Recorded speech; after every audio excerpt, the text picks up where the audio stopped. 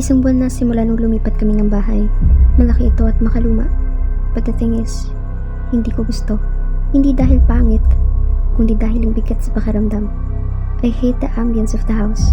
In fact, I hate the whole place.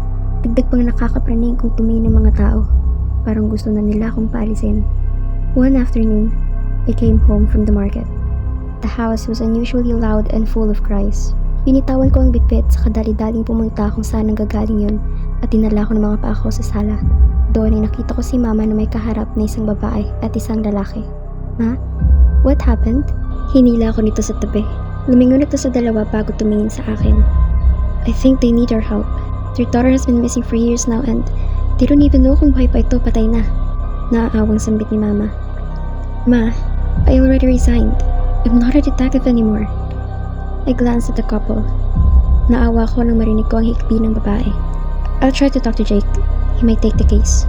Mama smiled at me. I walked towards the couple and took the woman's hand. Hi, I'm Celestine.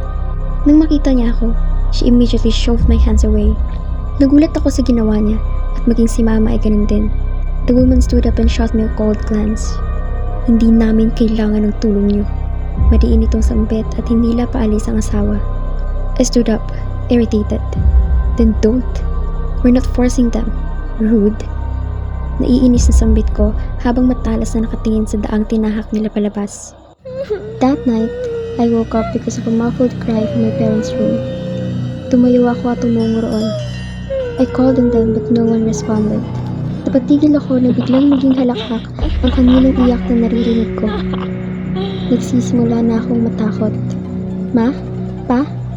This isn't funny. Sambit ko, ngunit walang sumagot. Tulong! Tulong! Kumabog ang dibdib ko nang marinig ko ang sigaw ni mama. Kumuha ako ng pwedeng magamitin upang masira ang doorknob. Unti-unting humina ang boses ni mama at lalong lumakas ang halakhak na kasabay nito. Ma! Ma!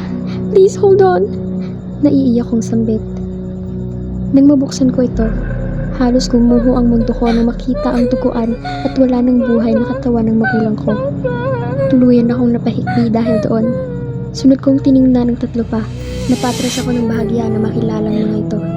Yung dalawang mag-asawa at isang babae. Si Celine, ang anak nila.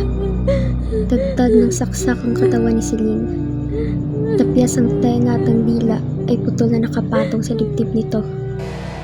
Ang lamang loob nito ay nakapalibot sa kanyang katawan at ang matay nasa kanyang palad. Bali na rin ang pinti nito na mukhang sinadya upang hindi makatakas ang biktima. Ang dilaw na bestida nito ay hindi gaano nababalot ng dugo. Malamang ay binihisan pagkatapos patayin. Hindi ko na natagalan ang masangsang lamoy ng mga ito at umihikbi akong tumakbo na palabas ng bahay. I yelled for help, but no one opened their doors for me. Then it hit me. No one is going to help me. The sobs turned into laughters. Napasuklay ako sa buhok ko habang humahalakhak. Tangina, paano nila ako matutulungan kung pati sila patay na? Paano pa sila makakabangon kung nasa iba't ibang parte na ng lugar na to ang katawan nila? Matagal na silang patay. At hindi ko na kailangang manatili pa dito para lang masiguradong walang makakahanap sa bangkay nila. No one will find this place where I dumped their bodies. Hindi naman ito mangyayari kung hindi nila ako niloko.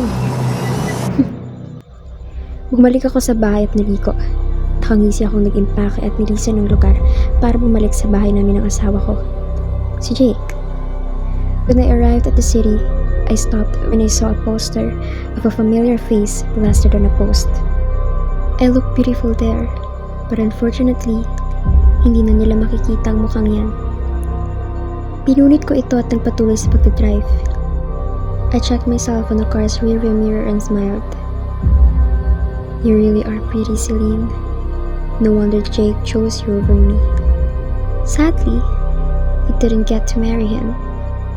But I did. Using your fucking face.